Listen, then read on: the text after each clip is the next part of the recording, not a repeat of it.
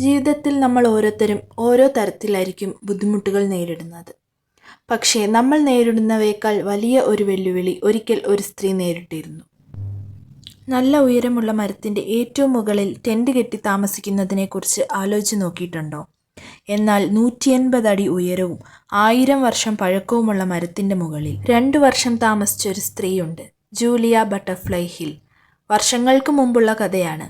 കഥ ആരംഭിക്കുന്നത് 1970കളിലാണ്. കൃത്യമായി പറഞ്ഞാൽ 1974ലേക്ക് പോകും. 1974 അമേരിക്കയിലെ മിസോറി സംസ്ഥാനത്ത് മൗണ്ട് വെർണൽ എന്ന സ്ഥലത്ത് ഒരു കുഞ്ഞ് ജനിച്ചു, ജൂലിയ.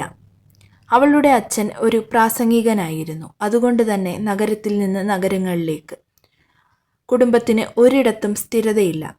ജൂലിയ 10 വയസ്സുവരെ 32 അടി നീളമുള്ള ചെറിയ ക്യാമ്പർ വാനിലാണ് അച്ഛൻ, അമ്മ, 2 ഇളയ സഹോദരങ്ങളോടൊപ്പം താമസിച്ചിരുന്നത്. അവൾ വീട്ടിൽ നിന്നാണ് തൻ്റെ വിദ്യാഭ്യാസം നേടിയത്. തൻ്റെ 16-ാം വയസ്സിൽ കോളേജ് കോഴ്സുകൾ ആരംഭിച്ച അവൾ 18 വയസ്സിൽ സ്വന്തമായി ഒരു റെസ്റ്റോറൻറ്റ് തുറന്നു. അങ്ങനെ ഇരിക്കെയാണ് 1996 ജൂലിയ ഹില്ലിന് വലിയൊരു അപകടം നേരിടേണ്ടി വന്നത്. ആ കാർ അപകടത്തിന് ശേഷം തൻ്റെ ജീവിതത്തിൻ്റെ ഉദ്ദേശത്തെക്കുറിച്ച് അവൾ ചിന്തിക്കാനായി തുടങ്ങി. ആ ചിന്ത അവളെ കൊണ്ടെത്തിച്ചത് കാലിഫോർണിയയിലെ റെഡ്വുഡ് വനങ്ങളിലേക്കാണ്. അമേരിക്കയിലെ വടക്കൻ കാലിഫോർണിയയിൽ വളരുന്ന സെക്വേയ എന്ന മരം, കാലിഫോർണിയ റെഡ്വുഡ്, വളരെ കാലം നിലനിൽക്കുകയും പ്രകൃതി സന്തുലനത്തിൽ വലിയ സംഭാവന നൽകുകയും ചെയ്യുന്ന ഒന്നാണ്. എന്നാൽ വ്യാവസായിക ആവശ്യങ്ങൾക്കായി ഈ പ്രദേശത്തെ മരങ്ങൾ ഒന്നാകെ മുറിച്ചു മാറ്റിയതോടെ പ്രകൃതി ദുരന്തങ്ങൾക്ക് കാരണമായി.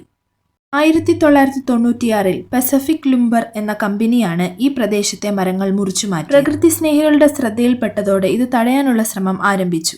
നിരവധി പ്രക്ഷോഭങ്ങൾ നടന്നെങ്കിലും വനനശീകരണം തുടർന്നുകൊണ്ടേയിരുന്നു.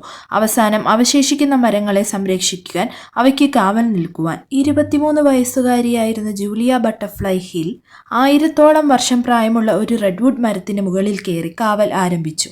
180 അടി ഉയരമുള്ള മരത്തിന് മുകളിൽ ഒരു ചെറിയ മാടമുണ്ടാക്കി ജൂലിയ 1997 ഡിസംബർ 10 മുതൽ അവിടെ താമസിക്കാൻ തുടങ്ങി.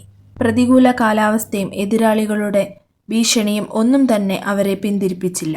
എർത്ത് ഫസ്റ്റ് എന്ന പരിസ്ഥിതി സംഘടനയിലെ ഏതാനും ചില അംഗങ്ങൾ എത്തിച്ചു നൽകിയ ഭക്ഷണവും പരിമിതമായ സൗകര്യങ്ങളുമായാണ് അവർ അവിടെ കഴിഞ്ഞത്. ജൂലിയയെ താഴെ ഇറക്കാൻ പസഫിക് ലുംബർ കമ്പനിയുടെ ഹെലികോപ്റ്റർ മരത്തിന് ചുറ്റും ശക്തമായ കാറ്റടിപ്പിച്ചുകൊണ്ട് പലതവണ പറന്നു. ക്രമേണ മാധ്യമങ്ങളും പൊതുസമൂഹവും ഈ വ്യത്യസ്ത സമരരീതി ശ്രദ്ധിക്കാൻ തുടങ്ങി. 2 വർഷത്തിന് ശേഷം 1999 ഡിസംബർ 18 സമരം അവസാനിപ്പിച്ച് താഴെ ഇറങ്ങിയ ജൂലിയയുടെ ആവശ്യങ്ങൾ അംഗീകരിക്കാൻ കമ്പനി തയ്യാറായി. മൊത്തത്തിൽ അവർ 738 ദിവസങ്ങളാണ് ഈ മരത്തിന് മുകളിൽ കഴിഞ്ഞത്.